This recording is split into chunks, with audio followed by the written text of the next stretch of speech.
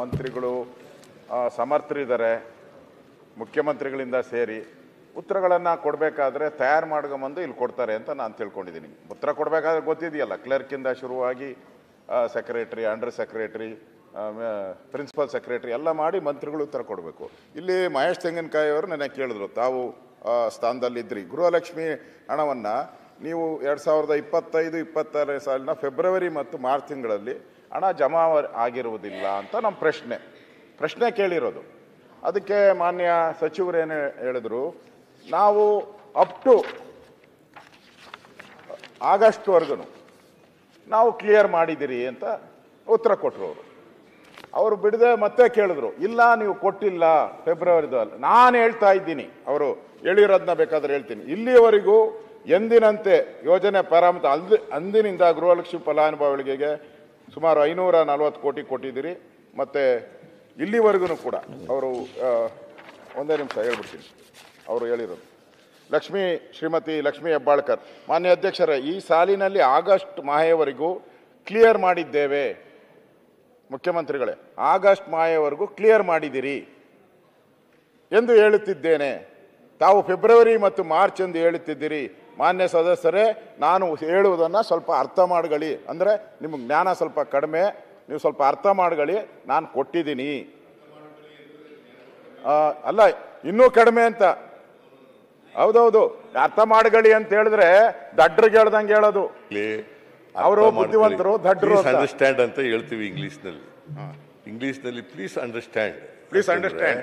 ನಾ ಹೇಳೋದನ್ನ ಏನು ಅರ್ಥ ಮಾಡ್ಕೊಳ್ಳಿ ಅಂತ. ನಿಮಗೆ ಜ್ಞಾನ ಕಡಿಮೆ ಅಂತಲ್ಲ ಅದ್ರ ಅರ್ಥ. ಅಲ್ಲಿ ನೋಡು, ಚೆಕ್ ಅಂತ ಸೇರಿಸ್ತೀರಿ, ಪ್ಲೀಸ್ ಅಂತ. ಆ ಪ್ಲೀಸ್ ಇದೆ ಕನ್ನಡದಲ್ಲಿ, ಆಯ್ತಾ? ಅರ್ಥ ಮಾಡ್ಕೊಳ್ಳಿ ಅಂತ ನೋಡಿ, ಅರ್ಥ ಮಾಡ್ಕೊಳ್ಳಿ ನೀವು ಕನ್ನಡದಲ್ಲಿ, ದಯವಿಟ್ಟು ಅರ್ಥ ಮಾಡ್ಕೊಳ್ಳಿ ಅಂತಂದ್ರೆ ನಾನು ಏನು ಹೇಳ್ತಾ ಇದೀನಿ ಅಂತ ಅನ್ನೋದನ್ನ ಅರ್ಥ ಮಾಡ್ಕೊಳ್ಳಿ ಅಂತ ಅದ್ರ ಅರ್ಥ. ಹಾಗಂತ ಹೇಳಿ ನಿಮಗೆ ಜ್ಞಾನನೇ ಇಲ್ಲ ಅಂತ ಅಲ್ಲ, ನೀವು ಅಜ್ಞಾನಿಗಳು ಅಂತ ಅಲ್ಲ, ಜ್ಞಾನ ಇಲ್ಲ ಅಂತ ಅಲ್ಲ.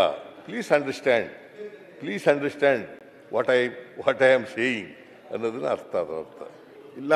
ನೀವು 2.5 ವರ್ಷದಲ್ಲಿ ಗುಳಿಗೆಗಳು ಕೊಡ್ತಾರಲ್ಲ, ಕಹಿ ಗುಳಿಗೆಗಳಿಗೆ, ಅದಕ್ಕೆಲ್ಲ ಸಿಹಿ ಹಾಕಿ ಕೊಟ್ಬಿಟ್ಟು ನೋಡಿ, ಇವಾಗ ಪ್ಲೀಸ್ ಅಂತ ಸೇರಿಸ್ಬಿಟ್ರಿ, ಮುಗ್ದೋಯ್ತು ಅಲ್ಲಿಗೆ. ಬಿಡಿ, ಸಬ್ಜೆಕ್ಟ್ ಬರೋಣ. ಇಲ್ಲಿ ತಾವು ಕೂತಿದ್ರಿ, ಅರ್ಥ ಮಾಡ್ಕೊಳ್ಳಿ, ಆಗಸ್ಟ್ ಕ್ಲಿಯರ್ ಮಾಡಿದ್ದೇವೆ ಎಂದು ಹೇಳ ಬಯಸುತ್ತೇನೆ ಅಂತೇಳಿ. ತಾವು ಮತ್ತೆ ಎಂಟ್ರಿ ಆಗಿದ್ದೀರಾ, ಮತ್ತೆ ಕ್ಲಾರಿಫಿಕೇಶನ್ ಕೇಳಿದ್ದೀರಾ. ಅವಾಗ ನೀವು ಹೇಳಿದ್ದೀರಾ ಕೊಟ್ಟಿರೋ ಸರಿನಾ ಅಂತ. ಅದಕ್ಕೆ ಅವರು ಉತ್ತರ ಹೇಳಿದ್ದಾರೆ, ಇಲ್ಲ ನಾನು ಏನು ಹೇಳಿದ್ದೀನಿ ಅಂತ ಸರಿ ಇದೆ ಅಂತ ಮಾತನ್ನು ಹೇಳಿದ್ದಾರೆ. ಈಗ 9ನೇ ತಾರೀಕು ಹೇಳಿದ್ದು, 10ನೇ ತಾರೀಕು ನಾವು ಮಾಹಿತಿಯನ್ನು ಕೇಳಿದ್ರಿ. ದಿನಾಂಕ 10-12 ಇದು ಗೃಹಲಕ್ಷ್ಮಿ ಯೋಜನೆಯ ಬಾಕಿ ಕಂತು ಕುರಿತು ಅಂತ ನಾವು ಯಾರು ಕೇಳಿದ್ರಿ? ಉಪನಿರ್ದೇಶಕರು ಮಹಿಳಾ ಮತ್ತು ಮಕ್ಕಳ ಕಲ್ಯಾಣ ಅಭಿವೃದ್ಧಿ ಅವ್ರು ಹೇಳಿದ್ದಾರೆ. ಅವರು ಲೆಟ್ರ್ ಕೊಟ್ಟಿದ್ದಾರೆ, ಅಫಿಷಿಯಲ್ ಲೆಟ್ರ್ ಇದು. This is official letter. ಮೇಲ್ಕಂಡ ವಿಷಯ ಹಾಗೂ ಉಲ್ಲೇಖಕ್ಕೆ ಸಂಬಂಧಿಸಿದಂತೆ ಧಾರವಾಡ ಜಿಲ್ಲೆ ಗೃಹಲಕ್ಷ್ಮಿ ಯೋಜನೆಯ ನೋಂದಾವಣಿಯಾದ ಫಲಾನುಭವಿಗಳಿಗೆ ಫೆಬ್ರವರಿ 25 ಹಾಗೂ ಮಾರ್ಚ್ 2025 ತಿಂಗಳ ಸಹಾಯಧನ ಸರ್ಕಾರದಿಂದ ಬಿಡುಗಡೆಯಾಗಿರುವುದಿಲ್ಲ ಎಂಬ ಮಾಹಿತಿಯನ್ನು ಮಾನ್ಯರಿಗೆ ಈ ಮೂಲಕ ಗೌರವಗಳೊಂದಿಗೆ ಸಲ್ಲಿಸುತ್ತಿದ್ದೇನೆ. ಆಯ್ತಾ? ಮಹಿಳಾ ಮತ್ತು ಮಕ್ಕಳ ಕಲ್ಯಾಣ. ಅದು ಬಿಟ್ಟುಬಿಟ್ಟು ಮತ್ತೆ ನಾನು ಇನ್ನು ಕೇಳಿದೆ, ನೋಡಪ್ಪ ಬಿರಿ ಅದೊಂದೇ ನೋಡಬೇಡ ಅಂತ. ಮತ್ತೆ ಇನ್ನೊಂದು ಇದರಲ್ಲಿ ಅದು 2011-12 ಗದಗ ಜಿಲ್ಲೆಯ ಗೃಹಲಕ್ಷ್ಮಿ ಯೋಜನೆಯ ಫೆಬ್ರವರಿ 25 ಹಾಗೂ ಮಾರ್ಚ್ 25 2 ತಿಂಗಳ ಅನುದಾನ ಬಿಡುಗಡೆಯಾಗುವುದಿಲ್ಲ ಅಂತ ಕೊಟ್ಟಿದ್ದಾರೆ. ಅಂದರೆ ಸದನಕ್ಕೆ ಇಷ್ಟೆಲ್ಲ ಅವಕಾಶಗಳಿದ್ದೂ ಕೂಡ, ಎಲ್ಲ ವೆರಿಫಿಕೇಶನ್ ಆದರೂ ಕೂಡ ಸರ್ ಒಂದೇ ನಿಮಿಷ, ಹಾವೇರಿದು ಐತೆ, ಅದಕ್ಕೆ ಹಾವೇರಿ ಜಿಲ್ಲೆದು ಇದೆ, ಹಾವೇರಿ ಜಿಲ್ಲೆನೂ ಇದೆ, ಧಾರವಾಡ ಹಾವೇರಿ ಮೂರು ಹಾವೇರಿದು ಹೇಳಿದ್ದೀನಿ, ಹಾವೇರಿ ಜಿಲ್ಲೆದು, ಹಾವೇರಿ ಗದಗ ಎಲ್ಲ ಹೇಳಿದ್ದೀನಿ. ಇಷ್ಟೆಲ್ಲ ಮಾಹಿತಿ ಇದೆ ಪಾಟೀಲ್ರೆ. ನಾವೇನಾದ್ರು ಕಾನೂನು ತಪ್ಪು ಹೇಳಿದ್ರೆ 100 ಚುಚ್ಚಾಕ್ತೀರಾ ನೀವು. ಈ ಸೂಜಿಯಲ್ಲಿ ಚುಚ್ತಾರಲ್ಲ, ಈ ಜಾಲಿ ಮುಳ್ಳಲ್ಲಿ ಹಂಗೆ ಚುಚ್ಚಾಕ್ಬಿಡ್ತೀರ ನಮಗೆ. ಇವಾಗ ಮಂತ್ರಿ ಈ ಥರ ಸದನಕ್ಕೆ ತಪ್ಪುಗಳು ಹೇಳಿದ್ರೆ, ಸದನದಲ್ಲಿರೋ ನೀವೆಲ್ಲರೂ ಹೇಳೋದನ್ನ ನಾವು ಯಾವ ಗ್ಯಾರಂಟಿ ಅಂತ ನಂಬೇಕು? ನಾವು ಸದನದಲ್ಲಿ ಎಲ್ಲ ಮಂತ್ರಿಗಳು ಕೊಡ್ತಾರೆ, ನಾವು ಅದನ್ನು ವೇದವಾಕ್ಯ ಭಗವದ್ಗೀತೆ ನಾವೆಲ್ಲ ಅಂತ ತಿಳ್ಕೊತೀರಿ. ನಾವು ಮುಖ್ಯಮಂತ್ರಿಗಳು ನಾಳೆ ಕೊಡೋರು ಇದ್ದಾರೆ ಉತ್ತರ ಕರ್ನಾಟಕಕ್ಕೆ, ಅದು ಸುಳ್ಳ ಈ ಥರ ಸದನದ ಅಗೌರವ ಆಗ್ತೈತೆ. ನನಗೆ ಏನು ಇದಿಲ್ಲ. ನೀವು ರಾತ್ರಿ ಎಲ್ಲ ನೀವು ಏನು ಮಾಡ್ತೀರಾ, ಡಿನ್ನರ್ ಪಾಲಿಟಿಕ್ಸ್ ಕರೆದು ಬಿಡ್ತೀರಾ. ಡಿನ್ನರ್ ಪಾಲಿಟಿಕ್ಸ್ ರಾತ್ರಿ 1 ಗಂಟೆ ಇಲ್ಲ ಅಧ್ಯಕ್ಷರೇ, ಅದೇ ಪ್ರಾಬ್ಲಮ್ಮು. 11, 12 ಗಂಟೆಗೆ ಬಿಡ್ತಾರೆ ಇವರು. ಅವ್ರು ರೆಡಿ ಆಗಲ್ಲ. ಬೆಳಗ್ಗೆ ಅವ್ರಿಗೇನು ಕ್ಲಾರಿಫಿಕೇಶನ್ ಅವ್ರು ಸರಿಯಾಗಿ ತಗೊಬೇಕಲ್ಲ, ಬಂದು ಏನು ಇಲ್ಲ, ಡೈರೆಕ್ಟ್ ಆಗಿ ಬಂದ್ಬಿಡ್ತಾರೆ.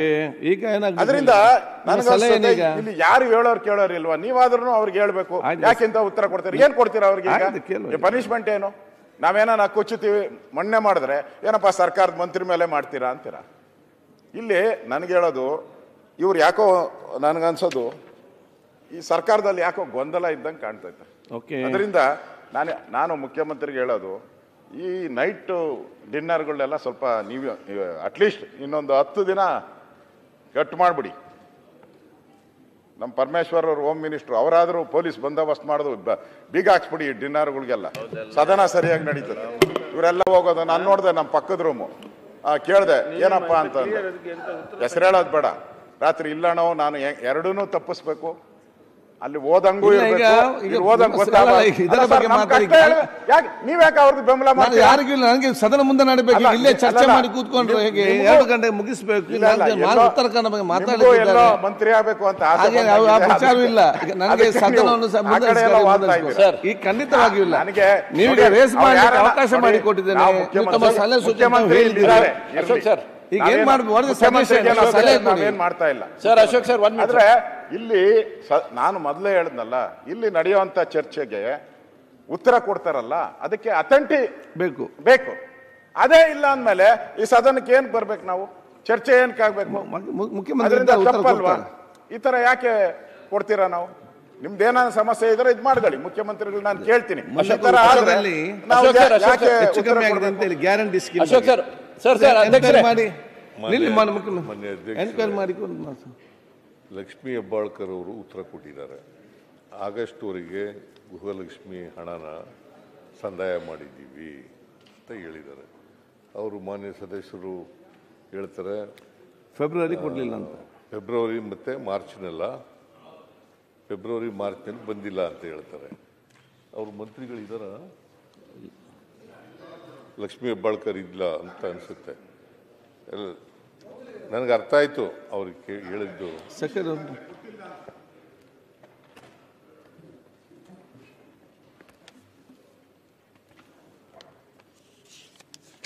ಫೆಬ್ರವರಿ ಮಾರ್ಚ್ನಲ್ಲಿ ಕೊಟ್ಟಿಲ್ಲ ಅಂತ ಹೇಳ್ತಾರೆ. ಕೊಡದೆ ಹೋದ್ರೆ ಕೂಡಲೇ ಕೊಡಿಸೋಣ. ಒಂದು ವೇಳೆ ಕೊಡದೆ ಹೋದ್ರೆ ಕೂಡಲೇ ಕೊಡಿಸೋಣ. ಅವ್ರು ಹೇಳಿರ್ತಕ್ಕಂಥದ್ದು ಮಾರ್ಚ್ ಏಪ್ರಿಲ್ನಲ್ಲಿ ಅವ್ರ ಗಮನಕ್ಕೆ ತಂದಿರ್ತಾರೆ. ನನ್ನ ಪ್ರಕಾರ ಆಗಸ್ಟ್ವರೆಗೆ ರಿಲೀಸ್ ಮಾಡಿದ್ದೀವಿ ನಾವು ದುಡ್ಡನ್ನು. ಆಗಸ್ಟ್ವರೆಗೂ ಕೂಡ ರಿಲೀಸ್ ಮಾಡಿದ್ದೀವಿ. ಯಾವಾಗಲೂ 2 ತಿಂಗಳು ವ್ಯತ್ಯಾಸ ಇರ್ತದೆ. ಆದರೆ ಆಗಸ್ಟ್ನಲ್ಲಿ ರಿಲೀಸ್ ಮಾಡಿದ್ದೀವಿ ನಾವು. ಸೆಪ್ಟೆಂಬರು ಅಕ್ಟೋಬರು ಅದು ಕೂಡ ಕೊಡ್ತಕ್ಕಂಥ ಕೆಲಸವನ್ನು ಮಾಡ್ತೀವಿ. ಸೊ ಇದು ನೀವು ಬಂದಿಲ್ಲ ಅಂತ ಹೇಳಿದ್ರೆ ಕೂಡಲೇ ಕೊಡಿಸ್ತಕ್ಕಂಥ ಕೆಲಸ ಮಾಡೋಣ. ನೀವು ಕೊಡಲ್ಲ ಅನ್ನುವಂತ ವಾದ ಅಲ್ಲ. ಸರ್ಕಾರ ಕೊಡಲೇಬೇಕು. ಒಂದು ನಿಮಿಷ ಸರ್, ಕೊಡಲ್ಲ ಅಂತಲ್ಲ, ಸದನದಕ್ಕೆ ಸುಳ್ಳು ಹೇಳಿದ್ರಿಂದ ಸದನಕ್ಕೆ ಇದು ಹಕ್ಕುಚ್ಯುತಿ ಆಗಿದೆಯಾ ಅಥವಾ ಸದನಕ್ಕೆ ಅಗೌರವ ತೋರಿಸಿದಿರಾ ಅಂತ ಹೇಳಿ. ಯಾಕೆಂದ್ರೆ ನಾವು ಪದೇ ಹೇಳಿದ್ವಿ, ನೀವು ಆಗಸ್ಟ್ ತನಕ ಕೊಟ್ಟಿರೋದು ಹೌದು, ಆದ್ರೆ ಫೆಬ್ರವರಿ ಮತ್ತು ಮಾರ್ಚ್ ಕೊಟ್ಟಿಲ್ಲ ಅನ್ನೋದನ್ನ ಅವರು ಸ್ಪಷ್ಟ ಹೇಳ್ತಾ ಇದ್ದಾರೆ ಅಂತ ಅಂದಾಗ್ಲೂ ಕೂಡ ಅದನ್ನ ಅವ್ರಿಲ್ಲ ನಾವು ಕೊಟ್ಟಿದೀವಿ ಅಂತ ಹೇಳಿದ್ರು. ಇದನ್ನ ಈಗ ಹಕ್ಕುಚ್ಯುತಿ ತಗೋತೀರೋ ಅಥವಾ ಸದನ ದಿಕ್ ತಪ್ಪಿಸಿದಿರೋ ಅಂತ ಹೇಳಿ. ನೀವು ಕೊಡ್ತೀವಿ ಅನ್ನೋ ವಾದ ಅಲ್ವೇ ಇಲ್ಲ. ಈಗ ಸದನದಲ್ಲಿ ಸಚಿವರು ಸುಳ್ಳು ಹೇಳ್ಬಿಟ್ರೆ ಏನ್ ಮಾಡೋದು? ಅಲ್ಲ, ಅದ್ಯಾಕೆ ಹಕ್ಕುಚ್ಯುತಿ? ಏನು ಹೇಳಿದ್ ಕೊಡ್ತೇವೆ ಅಂತ ಹೇಳ್ಬೇಕು. ಮತ್ತೆ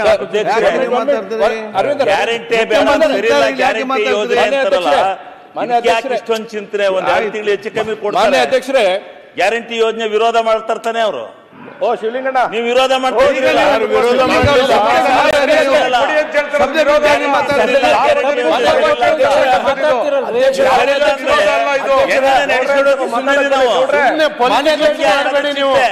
ಪೊಲಿಟಿಕಲೈಸ್ ಮಾಡಬೇಡಿ ಅಧ್ಯಕ್ಷರೇ.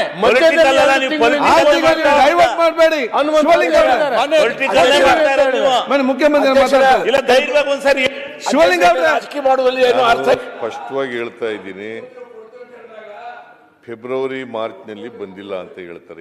ಈ ವರ್ಷದ ಫೆಬ್ರವರಿ ಮಾರ್ಚ್ನಲ್ಲಿ ಬಂದಿಲ್ಲ ಅಂತ ಹೇಳ್ತಾರೆ. ಒಂದು ವೇಳೆ ಅದು ಹಕ್ಕುಚ್ಯುತಿ ಬರಲ್ಲ, ಹಕ್ಕುಚ್ಯುತಿ ಆಗೋದಿಲ್ಲ, ನಾವು ಒಂದು ವೇಳೆ ಕೊಡದೇ ಇದ್ರೆ, ಒಂದು ವೇಳೆ ಸೆಪ್ಟೆಂಬರ್ವರೆಗೂ ಕೊಟ್ಟಿದ್ದೀವಿ ನಾವು, ಒಂದು ವೇಳೆ ಬರದೇ ಇದ್ರೆ ಕೂಡಲೇ ಕೊಡೋ ರೀತಿಯಿಂದ ಅದನ್ನು ಚೆಕ್ ಮಾಡಬೇಕಾಗುತ್ತೆ, ಚೆಕಪ್ ಮಾಡಬೇಕಾಗುತ್ತೆ. ಅದನ್ನ ಸರ್ ಅದ್ರ ಬಗ್ಗೆ ನಮ್ ಡಿಸ್ಪ್ಯೂಟ್ ಇಲ್ಲ, ನೀವು ಕೊಡ್ತೀರಾ ಹೇಳಿದ್ರು ಅಂತ ಹಂಗೆ ಸದನಕ್ಕೆ ಹೆಂಗ್ ತಪ್ಪು ಮಾಹಿತಿಯನ್ನು ಸರ್ ಇಲ್ಲಿ ಸರ್ ಹಂಗಾರೆ ಸುಳ್ಳ ಈ ಸರ್ಕಾರ ಈಗ ಮುಖ್ಯಮಂತ್ರಿ ಸುಳ್ಳು ಹೇಳಕ್ಕೆ ಅಂತ ಹೇಳಿದೆಯಲ್ಲ ನೀನು. ಸುನಿಲ್ ಹೇಳೋದೇ ಸುಳ್ಳು ಸರ್, ಇವಾಗ ಹಂಗಾಗ್ಬಿಟ್ಟೈತೆ. ಹೇಳದೇ ಸುಳ್ಳು ಅಲ್ಲ, ವಿರೋಧ ಪಕ್ಷ ಇರೋದೇ ಸುಳ್ಳು ಹೇಳಕ್ಕೆ ಅಂತ ಹೇಳಿದ್ದು ಅಶೋಕ ಮೊನ್ನೆ. ಅಲ್ಲ, ಸುಳ್ಳಿನ ತವರ ಮನೆಯನ್ನ ಬಿಜೆಪಿ ನೀವು ಕೇಳಿಸ್ಕೊಂಡಿದ್ದೀರಲ್ಲ, ಈಗ ಹೇಳೋರು ಯಾರು? ಸುಳ್ಳು ಹೇಳೋದಕ್ಕೆ ವಿರೋಧ ಪಕ್ಷ ಇರೋದು ಅಂತ. ಸುಳ್ಳು ಹೇಳಕ್ಕೆ ವಿರೋಧ ಪಕ್ಷ ಇಲ್ಲ, ನಾವು ಸುಳ್ಳು ಹೇಳಕ್ಕಿಲ್ಲ ವಿರೋಧ ಪಕ್ಷ.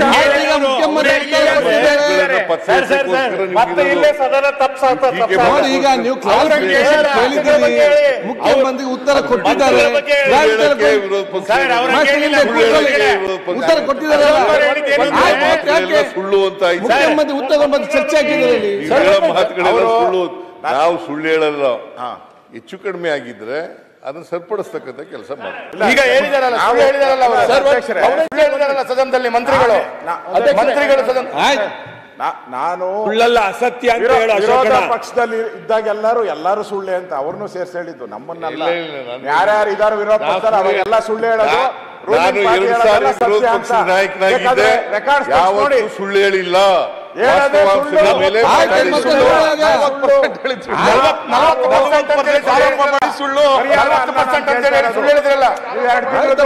ನೀವೆಲ್ಲ ಯಾಕೆ ನಿಂತಿದ್ದೇವೆ ಮಾತಾಡುವಾಗ ಕೂಗಲಿಗ ಕೊಟ್ಟಿಲ್ಲ ಅಂತಲ್ಲ ಸುರೇಶ್ ಅವರೇ, ಈಗ 2 ತಿಂಗಳದು ಕೊಟ್ಟಿಲ್ಲ ಅಂತ ನಾವು ಪ್ರಶ್ನೆ ಅಲ್ಲ ಅವ್ರು ಕೇಳ್ತಾ ಇರೋದು. ಅವ್ರು ಹೇಳಿದ್ರು ನಾವು ಕೊಟ್ಟಿಲ್ಲ ಅದಲ್ಲ. ನಾವು ಇಲ್ಲಿ ಈಗ ಅವರು ಸುಳ್ಳು ಹೇಳಿದ್ದಾರೆ, ಇಲ್ಲಿ ನಾನು ದಾಖಲೆಗಳು ಕೊಟ್ಟಿದ್ದೀನಿ. ಯಾರು ಇಲಾಖೆಯ ಮಂತ್ರಿ, ಒಂದೇ ನಿಮಿಷ ಸರ್, ಯಾಕೆ ಒಂದ್ ಸ್ವಲ್ಪ ನಮ್ ಕಡೆನೂ ಗಮನ ಕೊಡಿ, ಬಿರಿ ಆ ಕಡೆ ಅದೇ ಮಾಡ್ತಿದ್ದೆ. ಸ್ವಲ್ಪ ಕ್ಲಾರಿಫಿಕೇಶನ್ ಕೇಳಿದ್ರಿ, ಉತ್ತರ ಕೊಟ್ಟಿದ್ದಾರೆ. ಮಂತ್ರಿಗಳು ಮಾತಾಡ್ತಾ ಹೇಳಿದ್ರಲ್ಲ, ಕೊಟ್ಟವ್ರ ಮೇಲೆ ಈಗ ಅಧಿಕಾರಿ ಕೊಟ್ಟಿದ್ದಾರೆ, ನಮ್ಗೆ ಅಧಿಕಾರಿನಾದ್ರೂ ಸಸ್ಪೆಂಡ್ ಮಾಡಿ, ಇಲ್ಲ ಮಂತ್ರಿ ಮೇಲೆ ಆದ್ರೂ ಕ್ರಮ ಆಗ್ಲಿ, ಅಷ್ಟೇ ನಾವು ಕೇಳ್ತಾ ಇರೋದು. ನೀವು ಮಂತ್ರಿಗಳು ನೋಟ್ ಕಳಿಸಿದ್ದಾರೆ, ಅಲ್ಲಿ ಫೈನಾನ್ಸ್ ಬಿಡುಗಡೆ ಮಾಡಿಲ್ಲ ಅಂತ ಕಾಣುತ್ತೆ. ಸ್ವಲ್ಪ ಇದು ಮಾಡಿಲ್ಲ ಏನು, ಅವರೇ ನಾನು ಆದೇಶ ಮಾಡಿದ್ದೀನಿ ಹೇಳಿದ್ರು, ಮಂತ್ರಿಗಳು ನಾನು ಆದೇಶ ಮಾಡಿದ್ದೀನಿ ಹೇಳಿದ್ರು. 1 ಲಕ್ಷ ನೀವು ಅಪ್ರಿಷಿಯೇಟ್ ಮೋಹನ್ ರೆಡ್ಡಿ ಅವರೇ, ಅಧ್ಯಕ್ಷೆ ನಿಮಿಷ ಅಧ್ಯಕ್ಷೆ, ನಂದು ಕಳಕಳಿ ಏನಂತ ಕೇಳಿದ್ರೆ, ಶಿವಲಿಂಗೇಗೌಡ್ರೆ ಒಂದ್ ನಿಮಿಷ. ಶಿವಲಿಂಗೇಗೌಡ್ರೆ ಸರ್, ಮಾನ್ಯ ಅಧ್ಯಕ್ಷೆ, ನೀವು ಸಭಾಪೀಠದಿಂದ ನಮ್ಮ ರಕ್ಷಣೆಗೆ ಬರಬೇಕು, ಸದಸ್ಯರ ರಕ್ಷಣೆಗೆ. ನಾವು ಈ ಸದನವನ್ನ ಅತ್ಯಂತ ಗಂಭೀರವಾಗಿ ತೆಗೆದುಕೊಂಡಿದ್ದೀವಿ. ನೀವು ಪ್ರಶ್ನೋತ್ತರ ವೇಳೆಯಲ್ಲಿ ಸಚಿವರು ಬರಲ್ಲ, ನಮಗೆ ಸಿಗುವಂತ ಒಂದು ಅಪರೂಪದ ಪ್ರಶ್ನೆಯನ್ನು ಕೇಳಿದಾಗ ಸಚಿವರು ಇಲ್ಲಿ ಸಿಗಲ್ಲ, ಉತ್ತರನೂ ತಪ್ಪಾಗಿ ಕೊಟ್ಟಿದೆ ಅಂತಂದಾಗ ಯಾರ ರಕ್ಷಣೆಗೆ ಬರಬೇಕು? ನೀವೇ ರಕ್ಷಣೆಗೆ ಬರಬೇಕಾಗಿರೋದು. ಹಾಗಾಗಿ ಯಾರೋ ತಪ್ಪು ಮಾಡಿದರೆ ಸರಿ ಮಾಡಿದರೆ ಅನ್ನೋಕ್ಕಿಂತ ಹೆಚ್ಚಾಗಿ ಸದನದ ದಿಕ್ಕನ್ನ ಯಾರೂ ತಪ್ಪಿಸಬಾರ್ದು ಅಂತ. ಇದು ಮಾನ್ಯ ಮುಖ್ಯಮಂತ್ರಿಗಳು ಕೊಡಲ್ಲ, ಬಿಡುಗಡೆ ಮಾಡಲಿಲ್ಲ ಅಂತ ನಾನು ಹೇಳ್ತಾ ಇರೋದಲ್ಲ. ನೀವು ಸದನದ ಇರೋದು ಒಂದು ಕ್ವಶನ್, ಅವರಿಗೆ ಮತ್ತೆ ಕ್ವಶನ್ ಬರುತ್ತಾ? ಹಿಂಗಾಗಿ ನೀವು ಸಚಿವರುಗಳು ಇರೋಂಥ ಟೈಮ್ ಟೇಬಲ್ ಸಚಿವರುಗಳು ಬರಲ್ಲ, ಹಾಜರಾತಿ ಇಲ್ಲ, ಇಲ್ಲಿ ಉತ್ತರ ಕೊಟ್ಟಿದ್ದನ್ನ ಉತ್ತರ ಕೊಡಲ್ಲ, ಉತ್ತರ ಕೊಡಿ ತಪ್ಪು ಕೊಡ್ತಾರೆ, ಇದು ಸರಿಯಲ್ಲ. ಅದಕ್ಕೆ ಆ ಪೀಠದಿಂದ ಒಂದು ಎಚ್ಚರಿಕೆ ಕೊಡಿ. ಆಯ್ತು, ಈಗ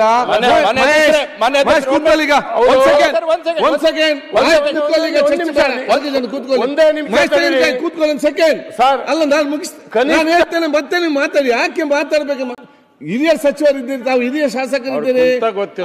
ಅವರೇ ಆಯ್ತು, ಕೂತ್ಕೊಳ್ಳಿ. ನೀವು ಹೇಳಿದ್ರೆ ಅವರು ಈ ರೀತಿ ನಡ್ಸಕ್ಕಾಗುತ್ತಾ? ಆಯ್ತು, ನೀವು 3 ಜನ 3 ರೀತಿಯಲ್ಲಿ ಮಾತಾಡ್ತೀವಿ. ಒಂದ್ ನಿಮಿಷ ತಿಳಿದಿದ್ದಾರೆ, ಗವರ್ನೆನ್ಸ್ ತಮ್ಮ ಕೆಲಸ ಅಲ್ಲ, ಮಹೇಶ್ ಒಂದು ನಿಮಿಷ ಮಾತಾಡ್ತೀನಿ. ಮಹೇಶ್ ಒಂದು ನಿಮಿಷ, ಆಯ್ತು, ಒಂದ್ ಸೆಕೆಂಡ್.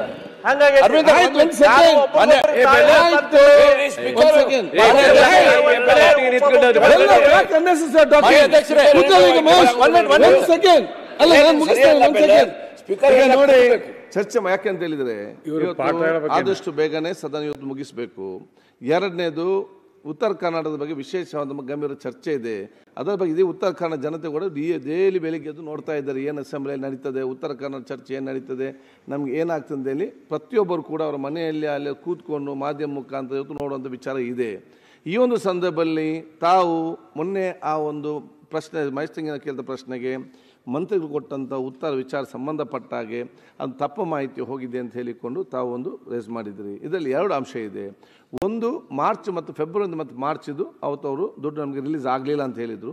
ಮಂತ್ರಿಗಳು ನನಗೆ ಗೊತ್ತಿದ್ದಾಗ ಆಗಸ್ಟ್ ತನಕ ನಾವೆಲ್ಲ ರಿಲೀಸ್ ಮಾಡಿದ್ದೇವೆ ಅಂತ ಹೇಳಿದರು. ಆಗ ಚರ್ಚೆ, ಒಂದು ಸೆಕೆಂಡಪ್ಪ, ಚರ್ಚೆ ಇದ್ದಿಲ್ಲ, ನಾವು ರಿಲೀಸ್ ಮಾಡಿದ್ದೇವೆ ಅಂತ ವಿಚಾರಣೆ ಹೇಳಿದರು. ತಾವು ಇವತ್ತು ಅದನ್ನು ಬಂದು ಕ್ಲಾರಿಫಿಕೇಶನ್ ಮುಖ್ಯಮಂತ್ರಿ ಹೇಳಿದಿರಿ. 2 ಇದೆ. ಒಂದು, ಏನದು ರಿಲೀಸ್ ಆಗದಿದ್ದರೆ ಮಾನ್ಯ ಮುಖ್ಯಮಂತ್ರಿ ರಿಲೀಸ್ ಮಾಡ್ತಾರೆ ಅಂತ ಹೇಳಿದ್ದಾರೆ. 2ನೇದು ಆಯ್ತು, ಬಂದೆ ನಾನು ಅಲ್ಲಿಗೆ. ಆಯ್ತು ಒಟ್ಟಾರೆ ನಂಗೆ ಅರ್ಥ ಆಯ್ತು. ಅಲ್ಲಿ ನಿಮ್ಮ ಪೀಠದಿಂದ ನಾವು ಆಯ್ತು ಅಲ್ಲಿಗೆ ಬರ್ತೇನೆ.